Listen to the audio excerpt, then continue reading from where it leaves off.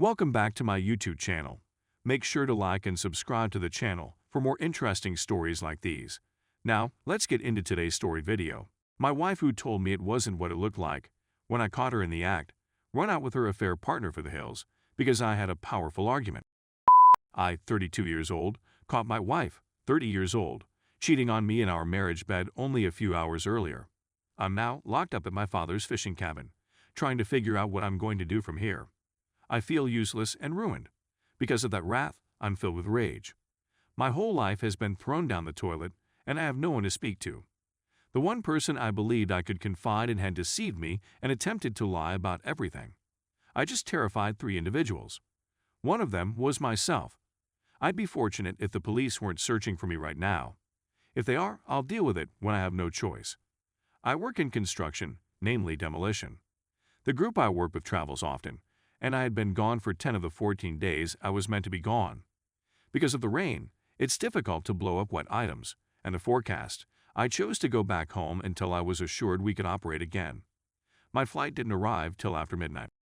I wanted to surprise my wife, so I didn't tell her I was going to be there. I took a 4 to 5 minute drive from the airport to our residence. My wife discovered some gorgeous land away from any other houses via her real estate work 8 years ago. I completed constructing our home 2 years later, which we have adored ever since. Because we have a 4-car garage, any cars parked in front of us are odd. My heart sank as I saw a black SUV that I didn't recognize. I knew right away. I hadn't picked up on any signs of difficulty in our marriage. We hadn't had any disagreements. Our sex life had been wonderful and frequent. But I had a feeling I'd find out what I discovered once I got in.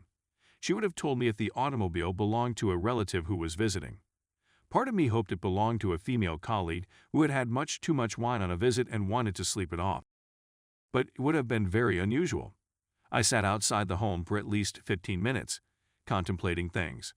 However, I placed my vehicle approximately 6 inches away from the driver's side of the SUV, which was parked next to a retaining wall.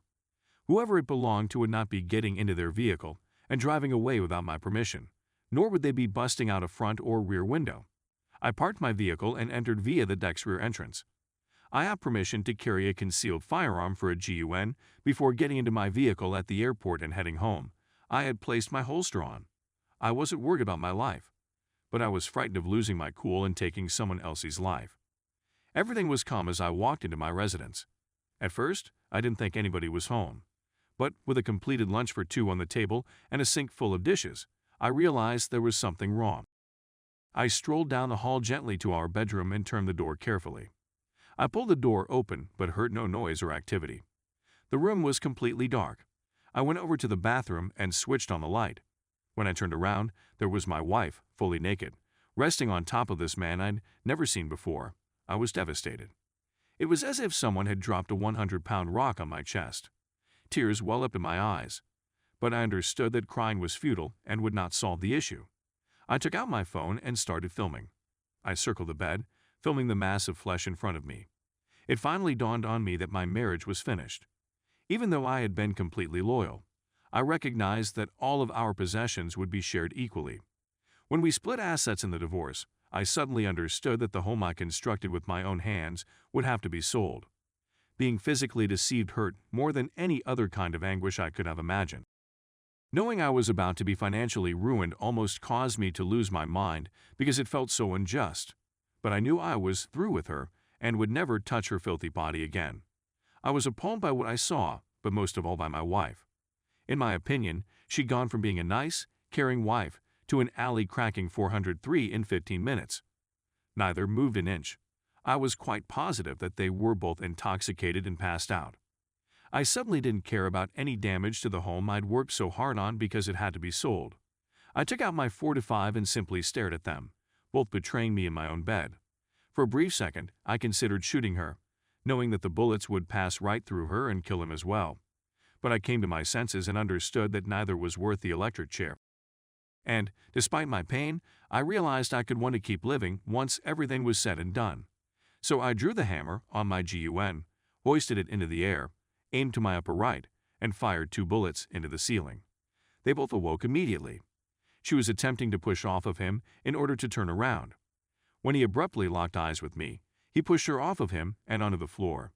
Fear does not fully characterize his expression, but in comparison to the dread in my wife's eyes, he seemed pretty serene. She attempted to convince me that it wasn't what it seemed to be, so I fired a bullet through the bedroom closet door. She swiftly silenced the duck while he still didn't say anything. They were sitting on opposite ends of our bed, the sheet drawn up to their necks. When I inquired who he was, he claimed his name was Marcus. When I asked my wife how they knew one another, she revealed that he had his own real estate firm. Then I questioned how long the adultery had been going on, since I had no idea my wife was cheating on me. She had the nerve to say it was the first and only time they'd slept together. So, in between them, I fired 2 bullets into the bed's headboard. I raised the question again after they both started weeping and asking me to stop. Marcus responded 6 months later, much to my astonishment. It irritated me, but at least I knew the truth. When I asked my wife when she quit loving me, she lied through tears and claimed she never did. I'd fired 2 shots into the bathroom on her side of the bed, causing her to scream as mirror glass broke all over the counter and floor. I told her she was a useless liar, and I was done with her falsehoods. She was plainly experiencing a panic attack, and rightly so. But I didn't care at the time. I inquired about the man's marital status. He said that he was. When I inquired whether he had any children who would miss him, he choked before confessing that he had 2. I told him how much I appreciated his pointing out to me that my wife was before we had children together. But I questioned him whether having sex with a cheating 403 was worth the risk of losing his wife and children. He pleaded with me not to inform his wife. I advised him to stop talking since she had a 50% probability of becoming a widow at the time. I walked at the foot of the bed for the next 15 minutes, drawing a GUN and trying to think. I was aware that keeping them there against their will might be seen as my taking hostages. I knew I'd have to let them go at some point. I motioned for my wife to get up and go fetch her vehicle keys. She got out of bed and started reaching down to pick up her clothing from the floor to put it back on. I told her to stop, that she didn't need clothing, and to go fetch the keys. She went down the hall, returned her keys, and handed them to me while still weeping. I took the home key from her and informed her that she would no longer need it. I know she wanted to argue that I couldn't do it and that she was legally correct. A 4-5, on the other hand, tends to render legality moot. I then instructed Marcus to get up, take his keys and wallet from his trousers and accompany me. I followed him outside to his vehicle and repeatedly hit him in the face until his nose and lips were bleeding. I returned after moving my vehicle so he could get into his SUV, took up his keys, and urged Marcus to get up. I told him he could go home right then and confess everything to his wife, or she'd hear from me within 48 hours with all the proof of his adultery I'd gathered. I also told him he had 40 seconds to leave my property or a coroner would be taking him away. The fact that he was naked appeared to be a minor concern at the time. He jumped in his vehicle and drove away before I could count to 25. I returned inside, where my wife had changed into a robe and was sitting at the kitchen table. I went to her bedroom, took her cell phone, and delivered it to her in the kitchen. I inquired if she wanted me to contact her parents or sister to come pick her up. She flatly refused. I'd even inquired if she wanted me to contact the cops. I believe she expected us to talk about things in order to clear the air. Thus she replied, no. She started to explain, but I cut her off and informed her we were done for good as far as I was concerned. I told her that our house was no longer her home and that she needed to get in her vehicle and go somewhere that wasn't our place. I emphasized that after what she'd done, I no longer felt any love for her and that there would be no second chances. She started apologizing, crying, and pleading. Less quiet resulted after 2 shots fired into the double oven and 1 into the fridge. Having a neighbor who is more than 2 miles away has its advantages. I told her that I didn't care whether I lived or died, and that her actions had completely devastated me. I also said that the moment I saw her and Marcus nude together, all of my love for her changed to hatred. If Thanos could have erased her from existence in my memory at that instant, I would have done so. I told her I was struggling to keep my cool in the face of my affection for her. I suggested she go to the garage, get in her vehicle, and drive away forever. She cried her way out of the garage, into her vehicle, and drove away. That was around 5 hours ago. I didn't want to deal with any police who happened to turn up there, knowing I could have committed a felony or 2 with my response. Before leaving and getting back into my vehicle, I turned off everything and secured the doors. My father has a fishing cottage that he and his mates frequent. I drove here and let myself in using the secret spare key. When I arrived, It was much too early to phone anybody. I decided I wanted something to drink, and I'm about a quarter of the way through a bottle of my father's Balvenie scotch. My dad is going to be furious until I tell him what my wife did. I'm also quite sure it's the bottle I got him for his birthday last month. I'm at a loss as to what to do. I've combed through threads on this subreddit and others in search of solutions. However, the majority seem to be folks attempting to determine whether or not their spouse is cheating. I already know the truth, so as much as I want to know the truth, all the justifications for adultery ring hollow. Other articles seem to be techniques for getting a cheater back. I'm not sure why someone would want to reclaim a cheating spouse, but I'm looking for a divorce. I want it in my favor as soon as possible. She will never be able to choose me again. I'm not a carnival prize, but rather a human being. I want to get rid of her and destroy all traces of her in my life. I never want to see or hear from her again. Is it possible for attorneys to handle everything? I have the funds to get things started. What I lack is the time, energy, and patience to deal with this nonsense. 8 years of marriage gone down the toilet. After what I just saw, I now believe her to be one big lie, because after what I just saw, I can't trust anything she's ever said to me is true. 8 years of my life were squandered on a wicked con artist. Part of me wishes I'd simply shot them both and taken my own life. But it may just be the scotch talking. I'm going to get my carp tested just to make sure that 403 didn't give me anything. Actually, now that I think about it, I've wasted a decade on her. Her actions have devalued my life and rendered my time with her meaningless. The only thing I'll remember about this marriage is that honesty and loyalty are things of the past. Herpes is the one thing that lasts permanently in any relationship these days.